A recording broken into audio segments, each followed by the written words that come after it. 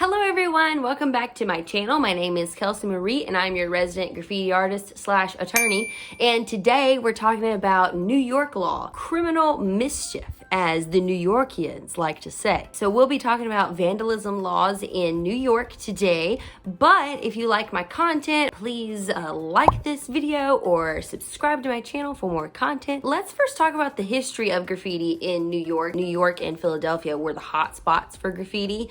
However, I do want to make mention that graffiti is an ancient, man.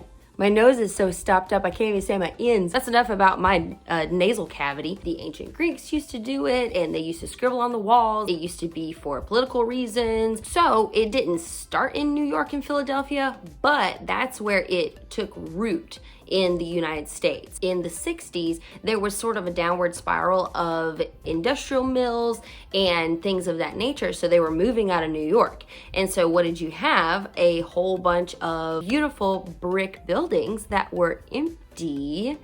And so these kids, they would just spray paint all of the inside and the outside of these brick buildings. You had people who looked at it and they thought that it had a massive corrosive effect on the culture of New York. The people in the media were calling it a national urban epidemic, which maybe it was, maybe there were some peripheral things that happened along with graffiti that caused it to have such a horrible effect. But nonetheless, it was actually a huge issue because you had writers like Cornbread and Taki183 who were just writing their names all over the place. And all of a sudden it started getting more stylized. It started getting more rampant inside subway cars, outside subway cars, and even in the subway yards at night. Because all these graffiti taggers were going to the subway yards, the mayor actually enacted efforts in order to protect these subway cars from getting just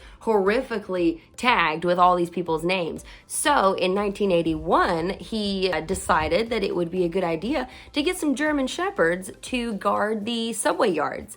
And I don't know if it worked or not. Dude, that would be epic because if you're friendly to the dogs, I just assumed that most taggers just got in those subway yards and was like, hey, Susie, hey, Red. It cost $18,000 to employ those dogs. Well, clearly it didn't really work that well because now graffiti is like a worldwide sensation. Anyway, that was not why you really wanted to see this video. So let's get to the law. All right, so in New York, graffiti is called vandalism and criminal mischief. This is under penal law section 145. A person is guilty of criminal mischief in the 4th degree.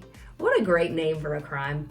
When having no right to do so, nor any reasonable ground to believe that he or she has such right, he or she intentionally damages property of another person or intentionally participates in the destruction of an abandoned building as defined in section 1971A of the Real Property Actions and Proceedings Law. That is a weird way to put that. This came off like the senator's website. You might put this on Wikipedia because that's what just belongs. Kidding. Love you, New York.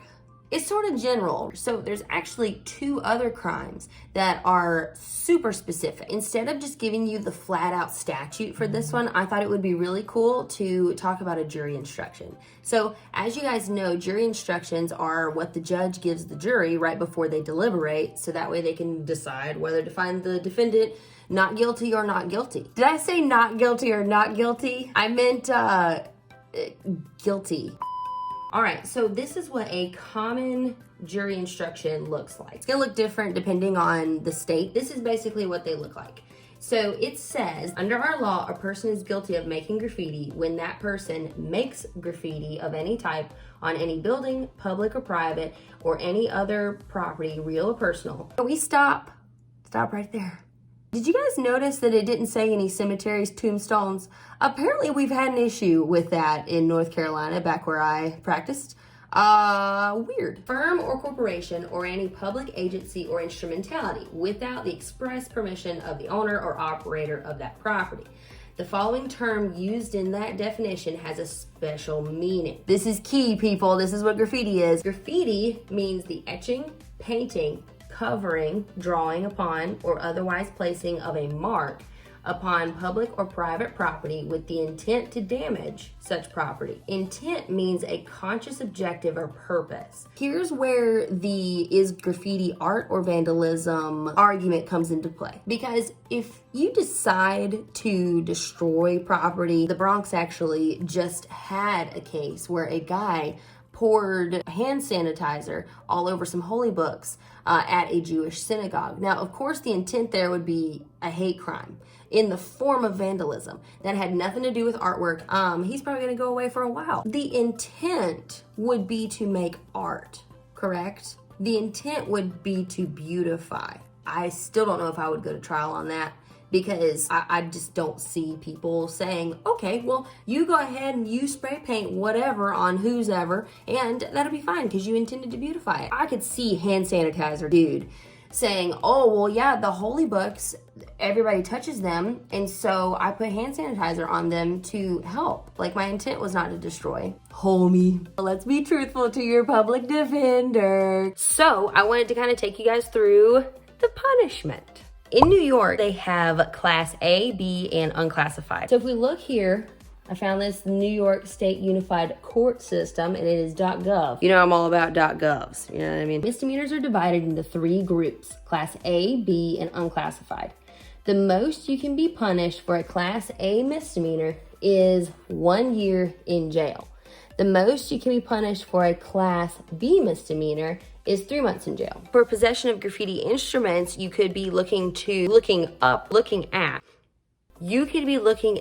up to 3 months in jail. Let's check out Class A. Making graffiti is a Class A misdemeanor. So what this means is you could possibly get up to 364 days in jail for making graffiti.